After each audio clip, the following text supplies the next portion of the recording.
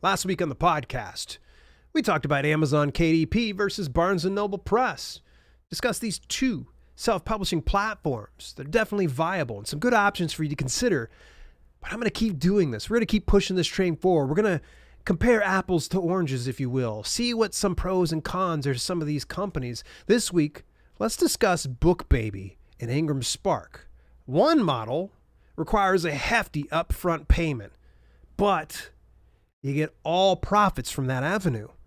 The other model requires a small upfront fee, but you share the revenue with them. We're going to discuss some of those things in today's podcast, so make sure that you stay tuned. What's happening? It's Dale here, and I'm just tickled to death. You took a little bit of time out your day, spent a little bit of time with me to talk about my favorite thing in self-publishing. And speaking of, it would make my day even more if you went ahead and picked up a copy of the Amazon Self-Publisher. Believe it or not, you can actually check it out at your local library if you wanted to. Yeah, that's right. If it's not there, all you got to do is just recommend it, and they'll possibly go ahead and stock it. That's the Amazon Self-Publisher. Go to dalelinks.com/selfpubbook if you don't want to go over to the library and just want to pick up a copy for yourself, whether an ebook, audiobook, or print book. You get any three of those options available online. Again, that's dalelinks.com/selfpubbook. All right, why are we talking about BookBaby and Ingram Spark today? They seem like they may not have much to do with the other. Sure, both are self-publishing platforms we can utilize. Both companies share a lot more in common than just being self-publishing companies. You have to pay for distribution through both of them. Yeah, there's some type of a fee in order to actually send your books out. So there's a higher barrier of entry right away. So if you're the type of person that's cash strapped and like just doing this as a hobby, maybe these options aren't for you. But if you just hear me out, it might make sense. They're also aggregate publishers, meaning that they're kind of like the middleman. You go to them to send your book out everywhere on your behalf. And then they collect all the earnings on your behalf. And then they send the earnings to you after that's all said and done. No audiobook distribution. They do not have any audiobook distribution for BookBaby and none for Ingram Spark, and it doesn't look like they're going to be adding those options anytime soon. I really tried to dig deep on BookBaby because Ingram Spark told me out and out not too long ago, yeah, audiobooks aren't a thing. BookBaby though, maybe? I don't know. They still recommend people just go right over to ACX for doing audiobooks. They both have quality print products. I mean, really good print products. I can't say enough great things about Ingram Spark already, but I've heard many people comment on BookBaby's quality, and they say it's really good. They are both highly regarded in the self-publishing industry. I know this sounds crazy for me to say because I did a podcast not too long ago, kind of seemingly punching down Ingram Spark, but you probably read that wrong. Okay, I just felt there was areas of improvement with Ingram Spark, and I will continue to endorse them somewhat based on the fact that they've checked off quite a few other things in the pros column versus the stuff in the cons column. So they're still both very, very much highly regarded. If you go over to the Alliance of Independent Authors Watchdog Services page, that's over at dalelinks.com/watchdog. You can look those up and you can be able to see their rating. They're both given an excellent rating. All right, let's go ahead and talk about Ingram Spark. Okay. Ingram Spark, you have upload and update fees. Just that simple. If you want to publish through them, you're going to need to actually pay for it. It's like $50, I think it is, for a print book or print book and ebook. And if you want to just get one of them by themselves, it's $50. So you might as well just go ahead and do both of them. The update fees are $25 though. So it gets a little bit dicey. If you don't come with your best manuscript and with it error-free, you're going to end up paying out the wazoo. Now, bear in mind there's ways to go ahead and waive those specific fees, and I'm going to discuss those just a little bit later. Let's look at BookBaby though. There's no way you're going to be able to waive these fees because they're a done-for-you business, meaning that anything that you need done, it could be editing, it could be proofreading, it could be interior formatting, print cover. It could be bookmarks. It could be anything you can think of. BookBaby's got you covered. But you're going to have to pay for it. It's a pretty hefty fee, especially if you want to add many products on top of one specific product. You want an ebook? Great. You want a print book? Great. You want a hardcover with a dust jacket? Great. We got you covered. But the problem is you start racking up those fees after a while. They will upsell you. Just going to tell you this right now. I discussed with a new author who had went over to BookBaby for the first time. That was his first experience. He went and used it and said, yeah, they upsold, but it wasn't so hard that you felt like you were being sold by a used car salesman. It was like, hey, here's some options. If you would like it, you can always take it. If not, totally cool. So, all right. Knowing that, it's a big amount of upfront investment. And you're saying, well, why are they upselling? The reason they're upselling is they want to create a frictionless experience for the author. If someone doesn't have the time, energy, or attention, but they have the discretionary expense, then BookBaby is probably the best option. Are they going to upsell? Sure. They're just giving you options that you may or may not want to use. It's not for everybody. There is one small catch with BookBaby. You're going to love this. Because it's almost like me saying BookBaby versus Ingram Spark is almost like saying Ingram Spark versus Ingram Spark. Why? BookBaby actually uses Ingram as one of the ways to distribute. Ingram Book Group distributes Ingram Spark as well as Lightning Source. With that being said, it's not the only avenue BookBaby goes through. Oh, they have a variety of other ones, and I'm going to discuss them in each one of them with ebooks and print books. So I don't want to go too far down that path. But all that to say this is that they don't just simply rely on Ingram for distribution. There's other avenues. So something to consider. If you're wanting to go beyond that distribution Ingram Spark offers, you may want to look into something like this. All right, let's go ahead. Let's walk it back just a little bit here. Let's talk a little bit about ebook distribution. Ebooks. The accepted file types include EPUB. That's it. EPUB. Now, with BookBaby, they convert it for you. You're paying for that stuff. Shoot, let them do it. Let them handle it. I don't want to bother with it. If I'm going to go ahead and pay for that stuff up front, you're going to do it. So that's really the nice thing. With Ingram Spark, though, gets a little iffy. Because you come there with the EPUB and sometimes they'll reject you. And you're like left going, what's going on? Customer support hasn't been the best lately. And so if you try to get a solid answer from them, you typically get something that's boilerplate and they'll give you a link over to an article that has nothing to do with what you want to do to fix your EPUB. Distribution, though. BookBaby boasts, and I'm quoting from them, they distribute to 170 countries in over 60 plus stores. And they have a whole panel, an entire page full of different distribution avenues. All that to say this, they reach a lot of places.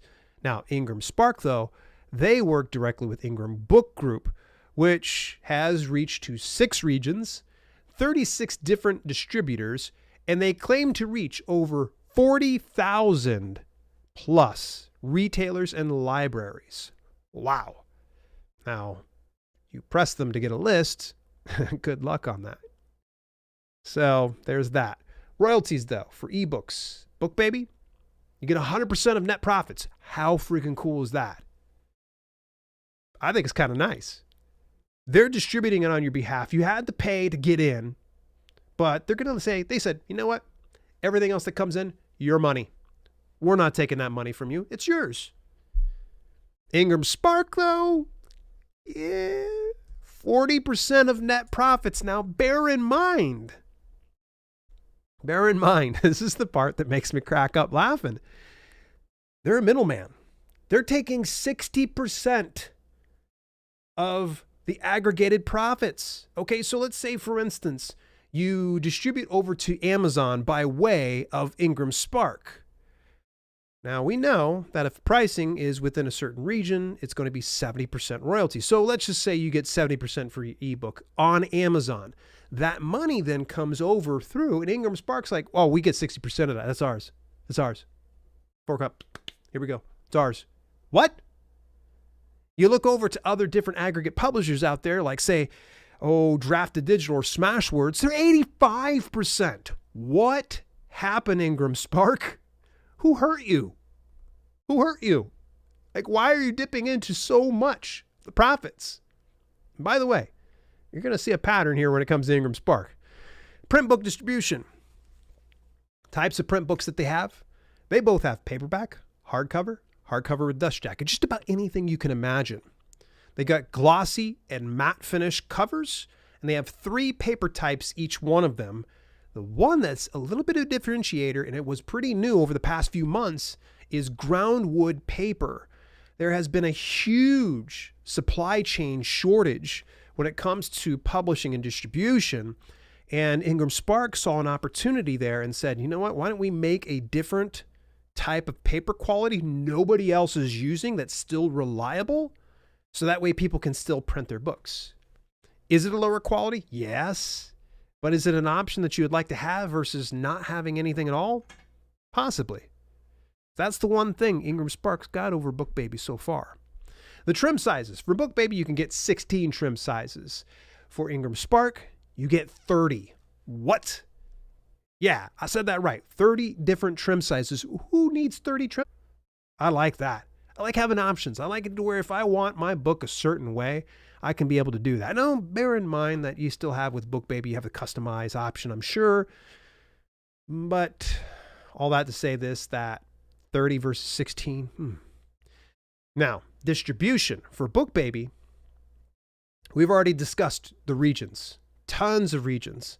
Ingram Spark has the widest distribution, but it's a little bit mired in ambiguity. We're not really sure entirely where it goes because they aren't forthcoming. And I've actually even reached out to them before, and I discussed in this previous podcast about this, that if you try to ask them, they say it's private.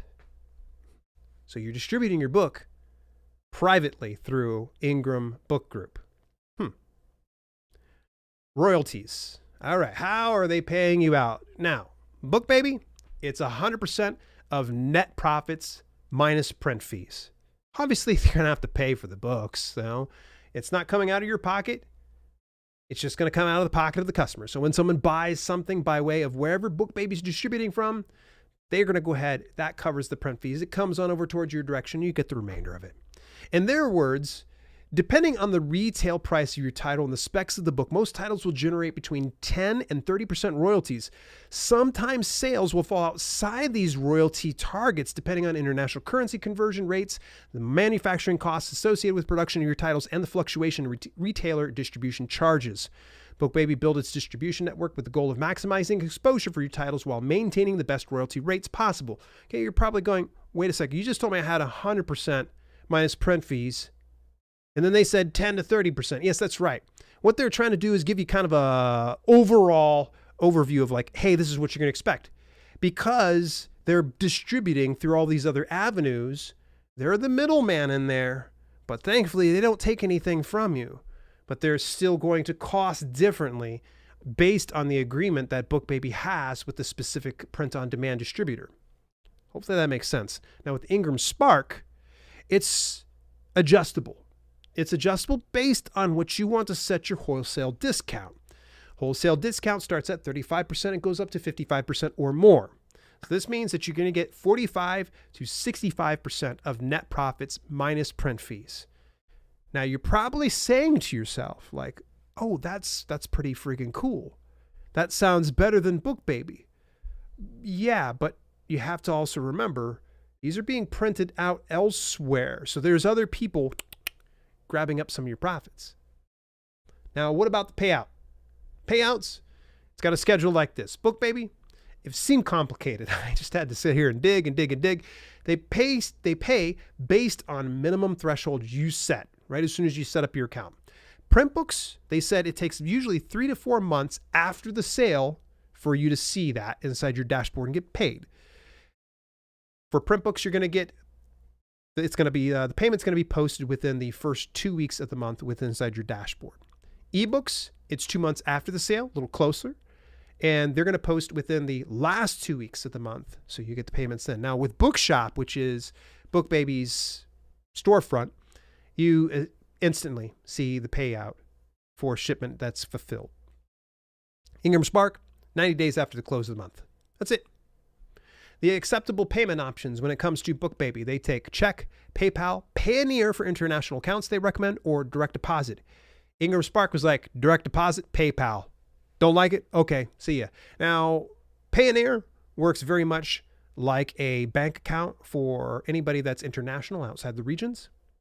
So Payoneer would still work for something like direct deposit over an Ingram Spark because it functions kind of like a bank account. Well, we've burned through a lot of pros and cons of each one of these avenues. What are you thinking so far in your head? I'm going to give you my final thoughts.